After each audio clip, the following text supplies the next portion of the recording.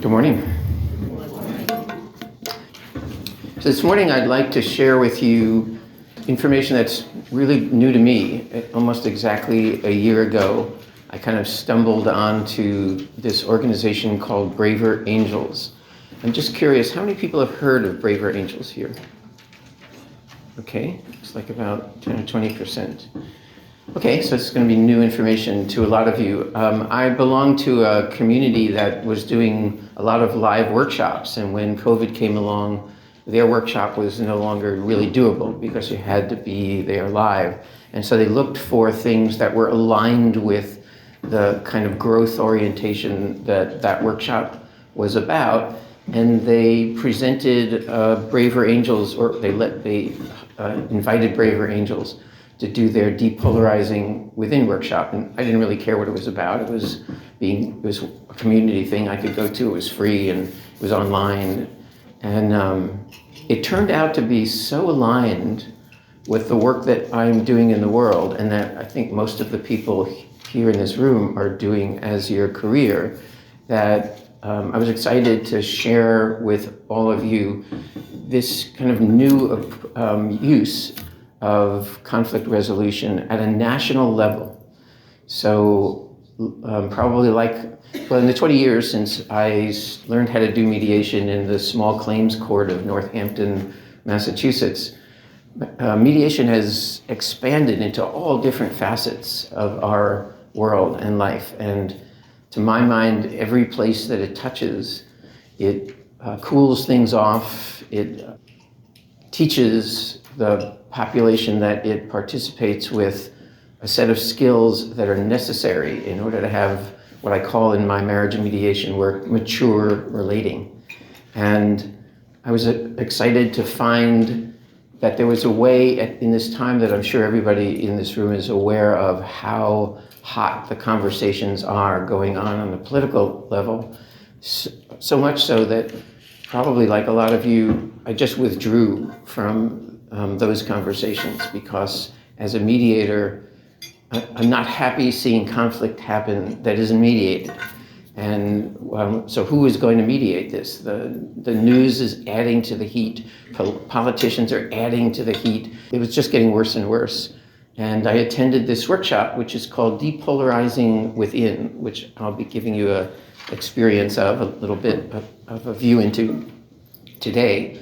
And I was excited not only to learn that there's an organization, a nationwide organization, which is bringing mediation into the national political conversation, but they're doing it in a way that, as a mediator, I really approve of. They're teaching skills to people and encouraging people to really disagree, but to do it respectfully. And I think that's kind of what we do here in the room. We encourage people to disagree, to be themselves, to bring their point of view. And in my marriage mediation work, what I essentially say to my clients is, relationship is about difference. You know, we invite people into our lives who have the difference that we need, and then almost immediately we try changing them into being more like ourselves. You know, there was a Seinfeld episode where he takes a woman out on a date, and for dinner she orders cold cereal in a restaurant, which is something he does all the time. And the next morning he says to his friend George, I finally found what it is I was looking for. It's me. And a week later, they don't even bother breaking up. They're so bored with each other. You already have you. And in the political world, you already know what it is you believe in. But we're part of a democratic republic experiment to see what happens if you allow for the fact that not everybody agrees. We're not a monarchy. We don't believe that one person has all the answers. And so, just like in my marriage mediation, our country is kind of built on the idea that it's good to have conversations across difference. It turns out that the Founding Fathers could have used a mediator because they didn't include in the process training people to be respectful. I think there's been an assumption up until maybe the last 20 years or however long it's been, that our government only works in the same way that all conflict only works if you accept the humanness of the other person that you're disagreeing with. If you're willing to listen to them, and even if you disagree with them, allow that what they're saying and where they're coming from has at least validity for them, if not for you. And that essentially, if you, what I tell my mediation clients, if you get the benefit of difference, you end up with a better product, a better relationship, better policies than if you did it all by yourself. Now, if you don't get the benefit of difference, you get conflict. And that's essentially the way our culture is, it's the direction that it's heading in. So Braver Angels' mission is to bring Americans together to bridge the partisan divide and strengthen our democratic republic. So I just want to tell you a little bit about how I came to this. When I was trained in mediation at a community training in small claims court in Northampton. And essentially we were taught that you need to mediate the content. Essentially we had an hour. In Massachusetts, this is all the way back 20 years ago, had a requirement that the small claims judge had to tell people that mediation was available without telling them what it was. And amazingly, about 10 or 15% of people would mediate their cases. And if we failed in the end of an hour, he just made a decision for them. And they didn't even have a room for us in Northampton. I did a number of my mediations in a supply closet that was so small that our knees touched each other, which wasn't too bad, although there was a case where a dentist was suing a plumber and they were screaming at each other and it was a little uncomfortable. But I'm sure we all have war stories like that. But the very first mediation that I did in small claims court was a guy who was suing his bank over a $6 fee that he thought was unfair. And the bank sent a vice president with instructions not to settle. And that was the great thing about small claims court. They were tiny little numbers, little amounts, and huge issues. And what I got out of watching that, I was second chair because it was sort of my first mediation. And as I watched my teacher and co-mediator apply the soothing skills of mediation to this really heated conflict, what happened was the humanness and the values of the two sides suddenly cleared from the smoke of all the fire of the rage between the two of them. And it became clear that this wasn't about the $6. It was about respect, and it was about justice. And after about 20 minutes, the vice president asked if we could take a recess so that she could call her bank and ask to be released from the not settling, because she said she wanted to participate in this process. And I don't even remember how they resolved it, but I left there feeling really different than I had in the classes of mediation and in the training that the judge gave us, that what we're doing here is about humanness. What we're doing here is about relationships. And what I found in the 20 years of being a marriage mediator, I became a mediator because I was really good at problem solving. I was a medical robotics programmer for 30 years. And I wanted to do something that was more directly related to human beings. And so I thought, why don't I help solve people's problems? But I never get to do that, because what I have found is that once you clear the smoke and you give people the chance and hopefully the skills to be able to hear each other and understand the values that are going on underneath, they can solve their own problems. Two people on either side of an issue who are listening to each other respectfully, they can figure it out. I think what gets in the way of people being able to resolve their problems is they start to see each other as inhuman, as stupid or ridiculous or just wrong.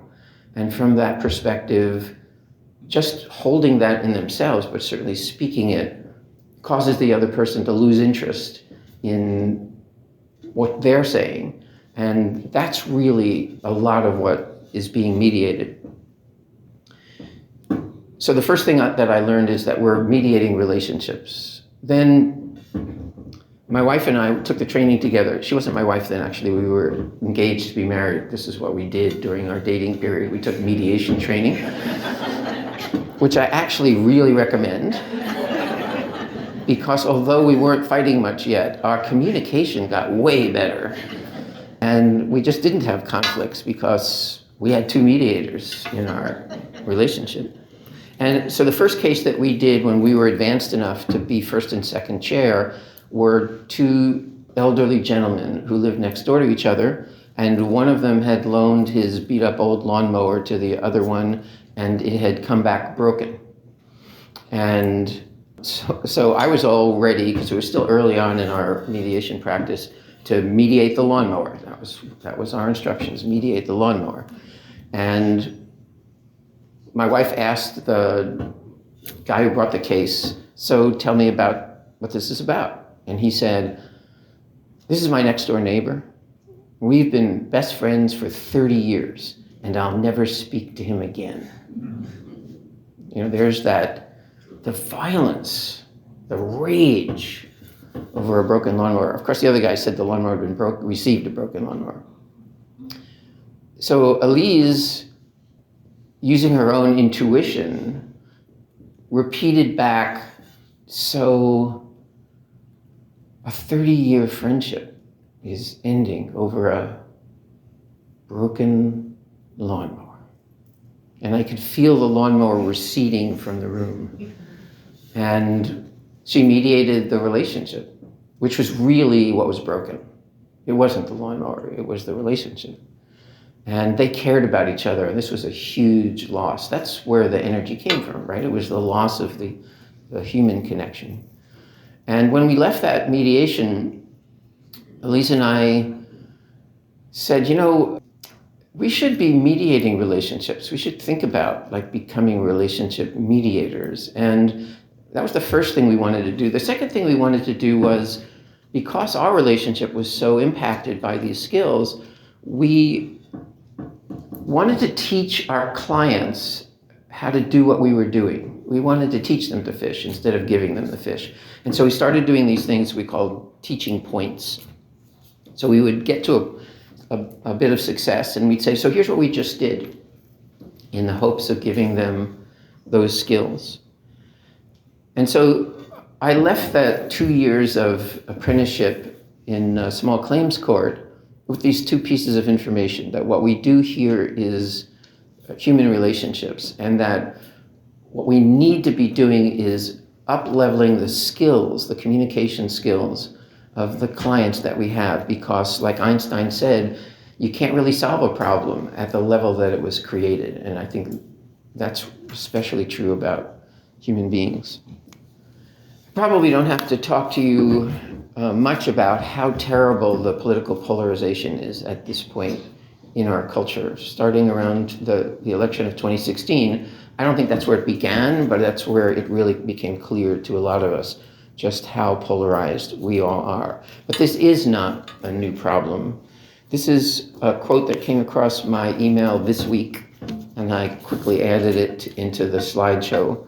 It says, "To the present distracted and broken nation, we are not for names, nor men, nor titles of government, nor are we for this party or against the other. But we are for justice and mercy and truth and peace and true freedom, that these may be exalted in our nation, that the goodness, righteousness, meekness, temperance, peace, and unity with God and one another, that these things may abound." And this was written by Edward Burroughs, 1659. This is not a new problem. This could have been written by braver angels about their mission right now. So the goal of braver angels is not to change people's views on issues. We do change the views of each other. So when I saw this in the workshop that I attended, I was like, wow, they're talking about the thing that I learned 20 years ago in small claims court, that we don't really need, you can't change the difference. That what you need to change is our views of each other. And Braver Angels has honed in on not just political polarization, but what they call affective political polarization, which is not what you'll hear on the news. Affective political polarization is disagreeing on the issues that leads to personal contempt and distrust. There's that word again, trust.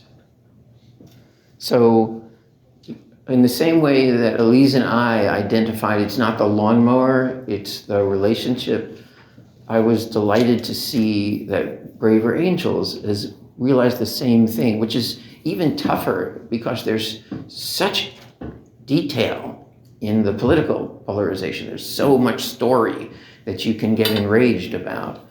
And I think that one of the things that we in this room bring to the world is that information that the level underneath the smoke, where the real values are, is where the healing is. It's where you insert the skill set. And that's what really creates change. We have not been this polarized since the Civil War in this country. This is just one of a lot of the statistics that Braver Angels has brought together. This particular question is, I would be displeased if my child married someone of the opposing political party in 1960, which was a pretty volatile time, if you remember. That was not an issue that people thought about. In 2016, almost 50% of people would not be happy with their child marrying someone from the other political party. This is not about issues. This is personal. So what I'd like to do is to give you an experience of how pervasive this affective polarization is. So those of you that have the handout, you'll see in the middle of the page there's a table with a place for 5 answers. If you don't have that, you just can have a piece of paper and just write down 5 numbers. And what I'd like to do, this is a quiz which is in the Depolarizing Within workshop of Braver Angels. I'm going to ask you 5 questions.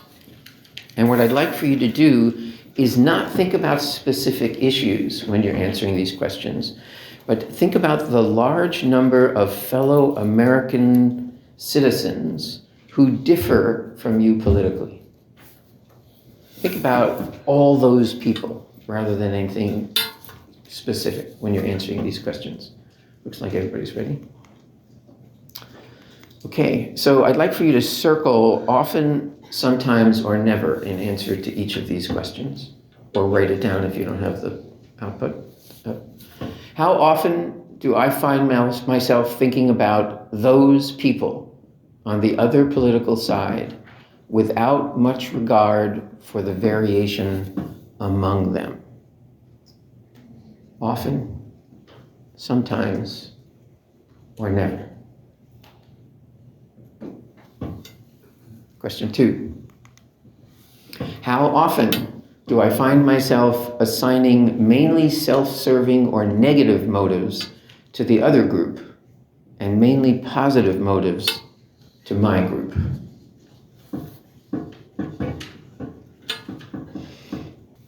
How often do I find myself focusing on the most extreme or outrageous ideas of people on the other side, thereby making it hard to see how a reasonable person could remain in that group?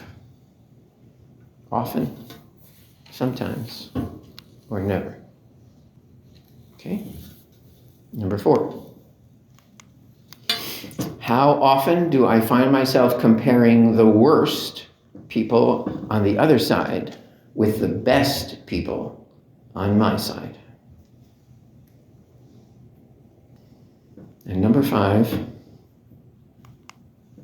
how often do I feel a rush of pleasure with friends when we ridicule those crazies on the other political side?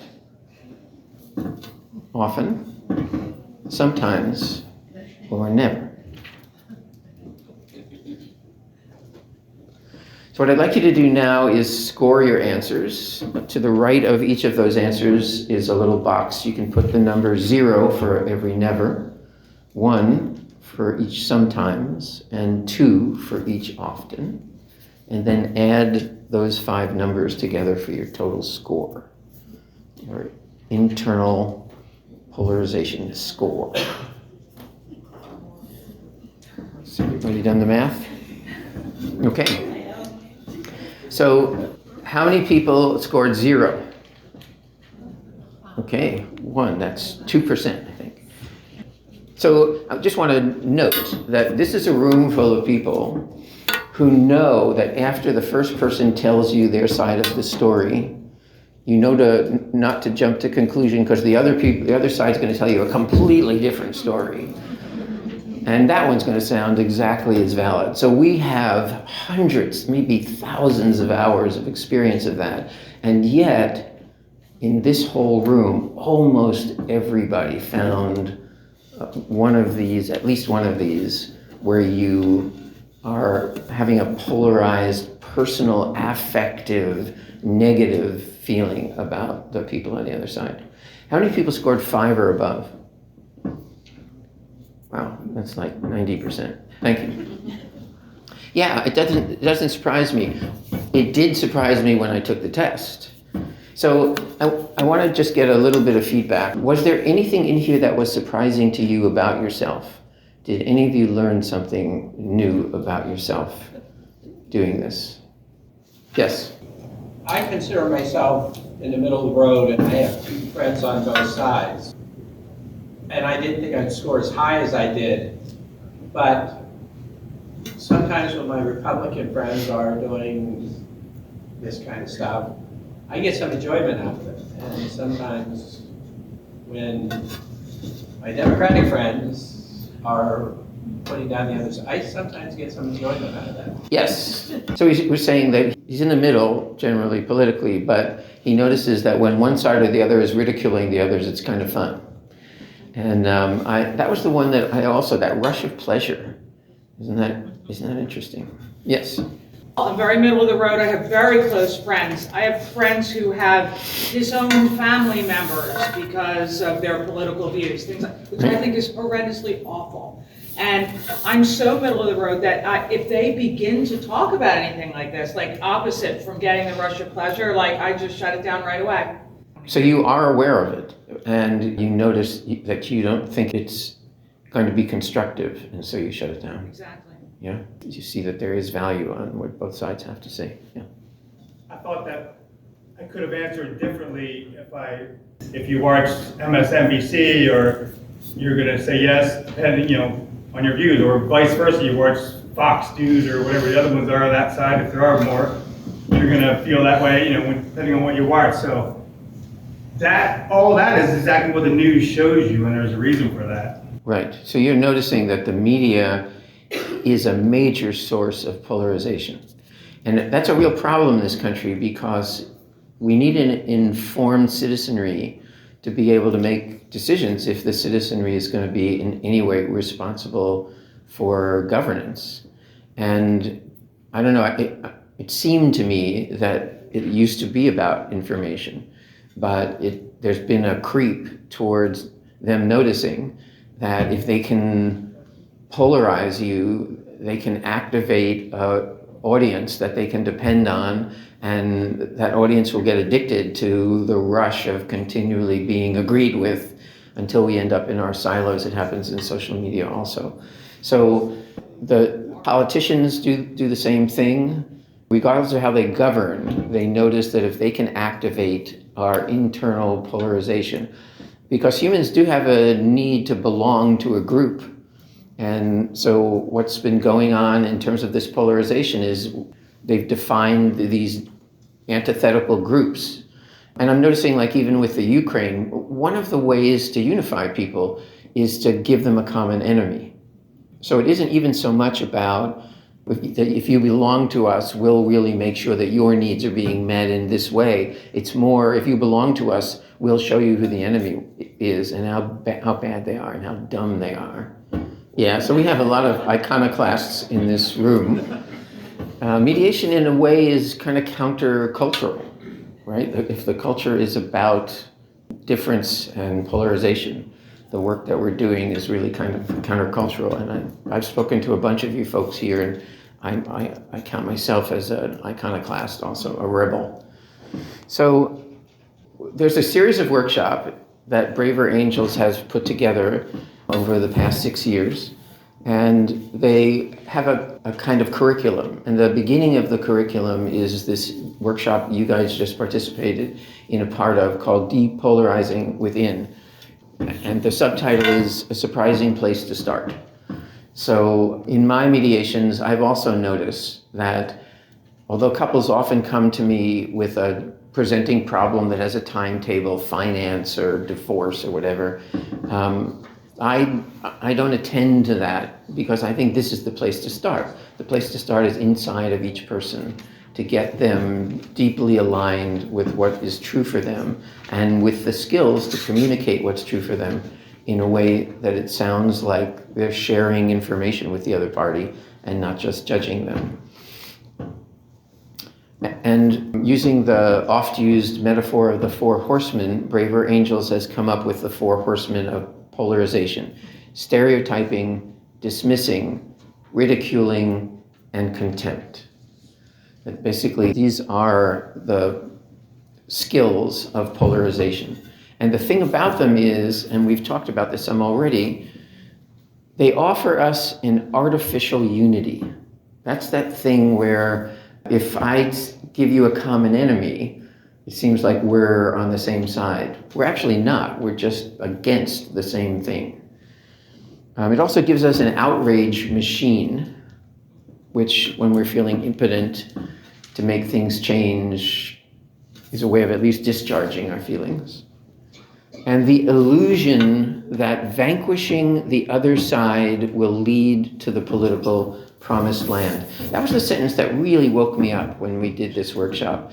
I began to ask myself, okay, so I'm really, during the Trump years, I'm a liberal, and during the Trump years, I started watching TYT, the Young Turks. They're really fun, and they show little clips, and they're just outrageous at ridiculing how stupid the other side was, and it gave me a lot of joy.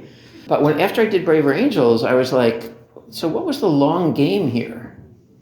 You know, so in the short term, it gave me this sense of artificial unity and an outrage machine, but the goal here essentially was, well, so let's just get rid of the other side. I mean, my unspoken goal was, I just want to show all of you conservatives how beautiful the world would be if we used liberal values. And as soon as you see that, you'll switch over. But then I read an article that every time any advance in liberal agenda happens, it outrages the conservatives. So that wasn't going to work. So there was like no long game in this outrage machine, in this polarization.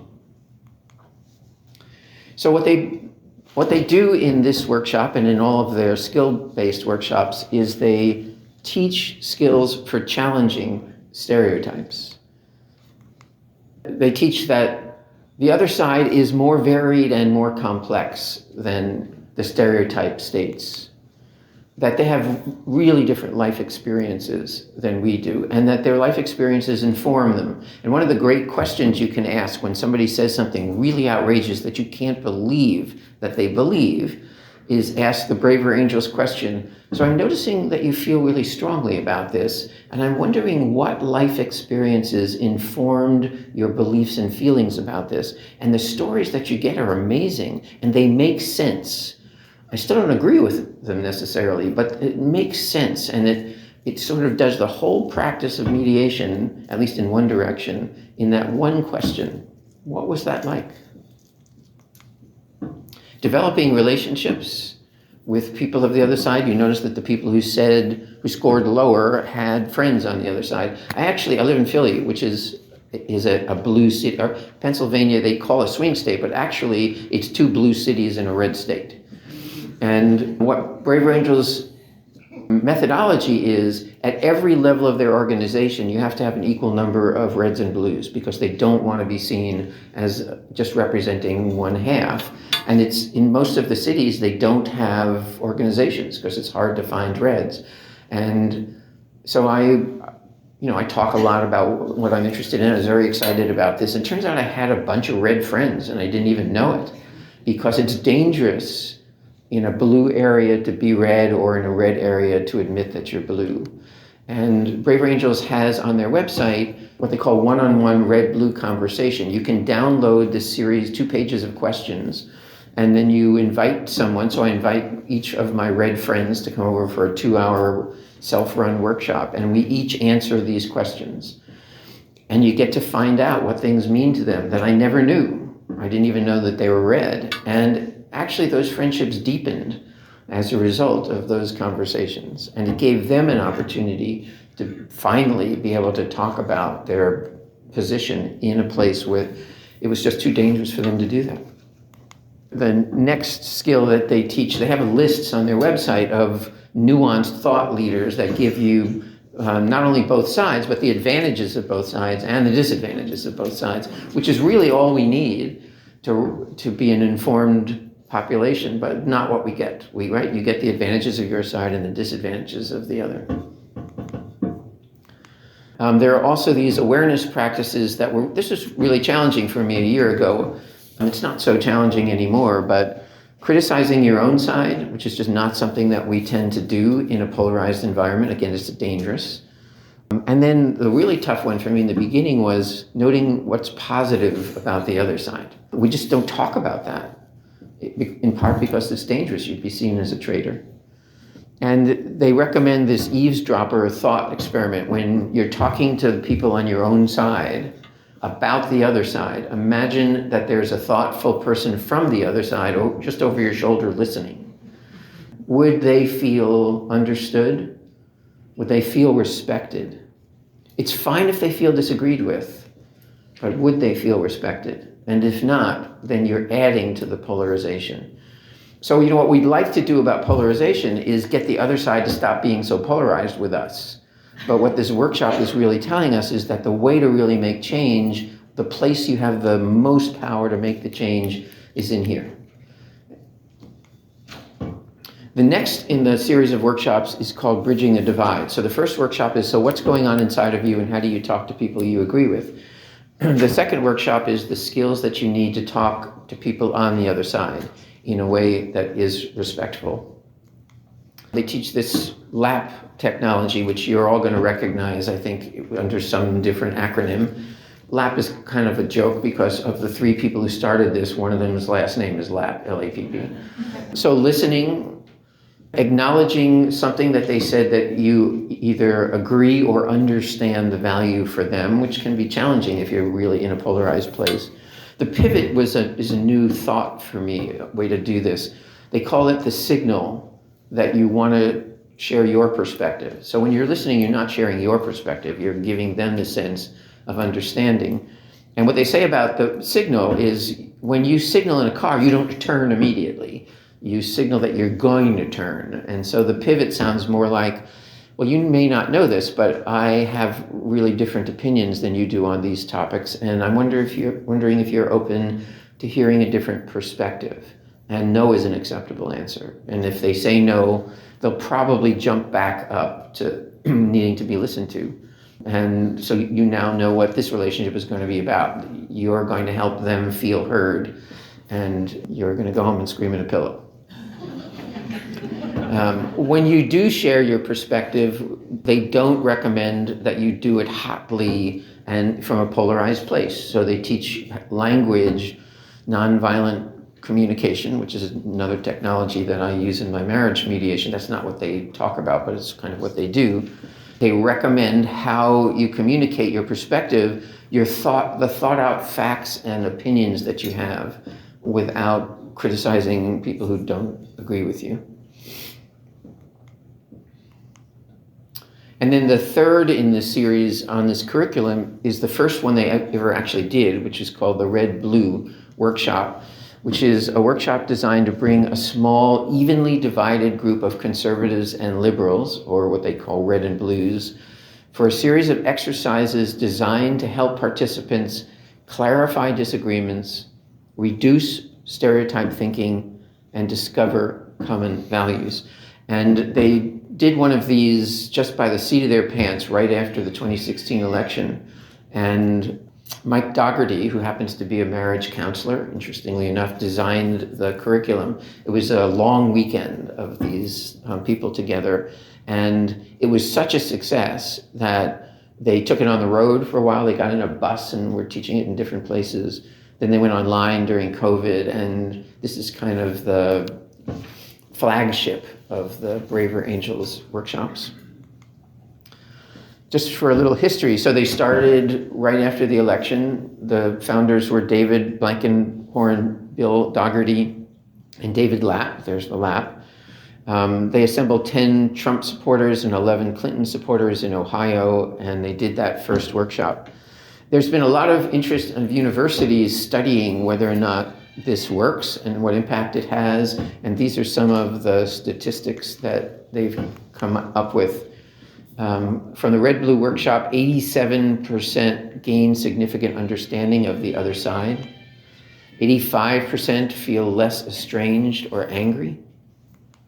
And 91% see lots of areas of commonality from doing 2-3 hour workshops over a course of a weekend.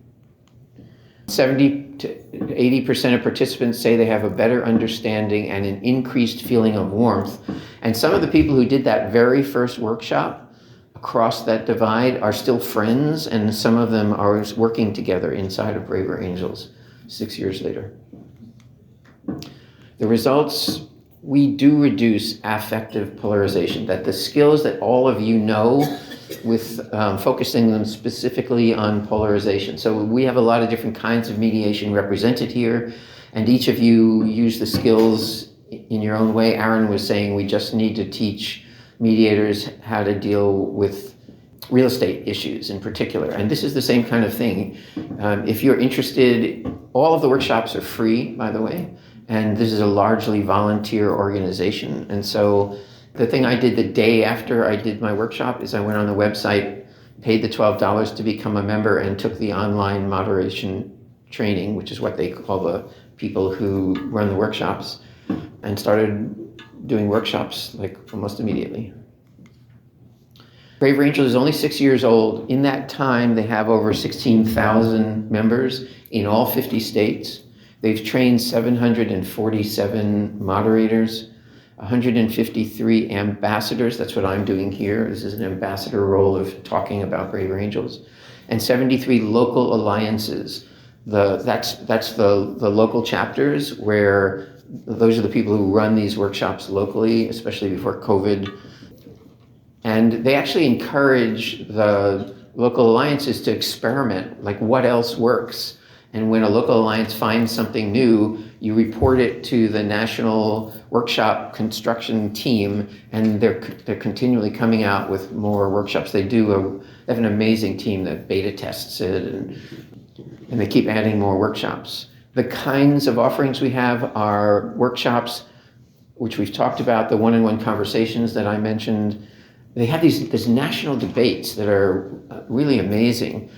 These are not like the presidential debates where they're not really debates at all. These are actually really debates. They get someone or sometimes 4 people, 2 on each side of an issue, and they use the kind of college debate system where you're not talking to each other, they're talking to the chair, and they put out all that information, and then they're online.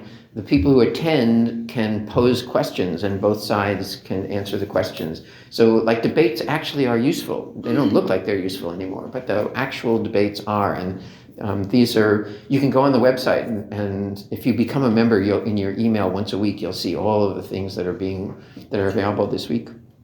We now have corporate offerings because Braver Angels is large enough that we're starting to get requests.